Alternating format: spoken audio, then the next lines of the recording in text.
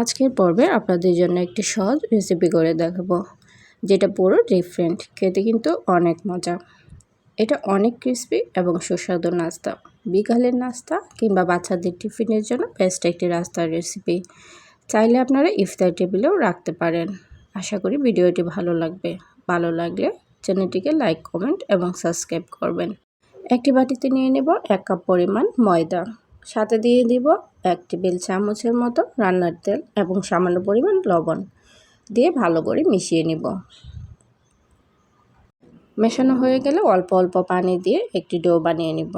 ডোটা একদম শক্তও হবে না, আবার একদম নরমও হবে না। পরোটা করার জন্য যেরকম ডো দরকার সেরকমই করে নিচ্ছি। তো ডোটা করা হয়ে গেছে, এটা 15 মিনিটের জন্য একটু রেস্টে রেখে দিব। এখন একটি বাটিতে নিয়ে নিব 1/4 কাপের মতো রান্নার তেল, তাতে দিয়ে দেব 2 টেবিল চামচ পরিমাণ চালের গুঁড়ো। আপনারা চাইলে এখানে কর্নফ্লাওয়ার ব্যবহার করতে পারেন, কিন্তু হাতের কাছে যদি কর্নফ্লাওয়ার না থাকে তাহলে চালের গুঁড়োটা দিয়েও করতে পারেন।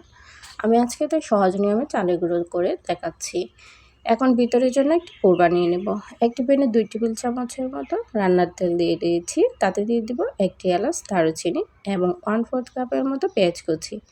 পেঁয়াজটা সামান্য ভাজা হয়ে গেলে তাতে দিয়ে দিব সেদ্ধ করা চিকেনটা আমি সামান্য লবণ দিয়ে সেদ্ধ করেছি।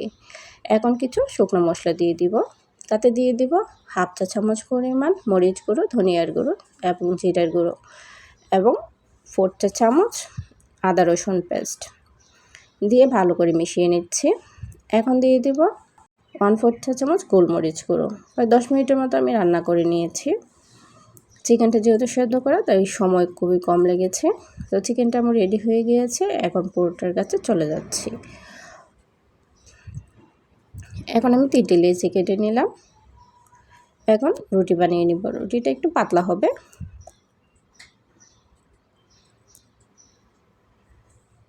এখন সামান্য পরিমাণ ময়দা দিয়ে রুটিটা করে নিচ্ছি। আগে থেকে করে রাখা মিশ্রণটা উপর থেকে দিয়ে দিব। এটা অনেকটা প্যাটিসের মতো। আপনারা একবার হলেও এই রেসিপিটা বানাবেন, খেতে কিন্তু অনেক বেশি ক্রিস্পি এবং সুস্বাদু হয়। আশা করি সবার কাছে ভিডিওটি ভালো লাগবে। তো প্রথমটা দেওয়া হয়ে গেলে উপর থেকে আরেকটি রুটি আমি এভাবে দিয়ে দিচ্ছি এবং আবার ওই তেলের মিশ্রণটা আবার দিয়ে দিব, দিয়ে অন্য একটি রুটি দিয়ে দিব।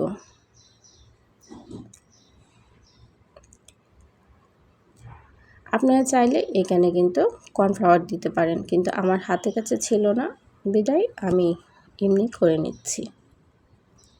কিন্তু এভাবে কিন্তু অনেক বেশি ক্রিস্পি হয়।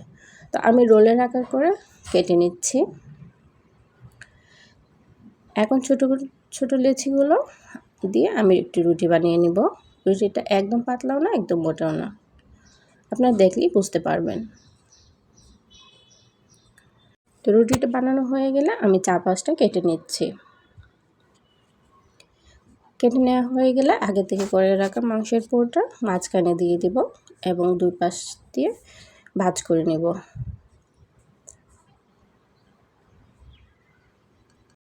এভাবে করে সবগুলো আমি বানিয়ে নিচ্ছি।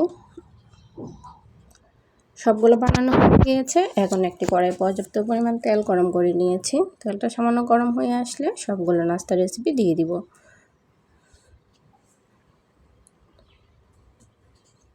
এখন ব্রাউন কালার হওয়া পর্যন্ত ভেজে নেব। চুলার জালটা মাঝারি আঁচে রাখবেন, বেশি জাল দিলে কিন্তু তাড়াতাড়ি পুড়ে যেতে পারে।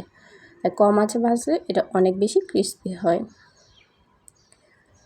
তো উল্টো পাল্টা করে আমি প্রায় 10 মিনিটের মতো ভেজে নিয়েছি। তো 10 মিনিট পর অনেক বেশি ক্রিস্পি হয়ে গেছে এবং ব্রাউন কালার চলে আসছে। আমি পিঠাগুলো নামিয়ে নিচ্ছি। তো আমি একটি চাপ দিয়ে দেখাচ্ছি যে কতটুকু ক্রিস্পি হয়েছে। আপনারা দেখলে কিন্তু বুঝতে পারতেন, কিন্তু একবার বানিয়ে দেখুন, অনেক বেশি ক্রিস্পি হয়। আশা করি ভিডিওটি ভালো লেগেছে সবার কাছে। যদি ভিডিওটি ভালো লেগে থাকে লাইক, কমেন্ট, শেয়ার করতে ভুলবেন না এবং এতক্ষণ ভিডিওর সাথে থাকার জন্য সবাইকে অসংখ্য ধন্যবাদ। আল্লাহ হাফেজ।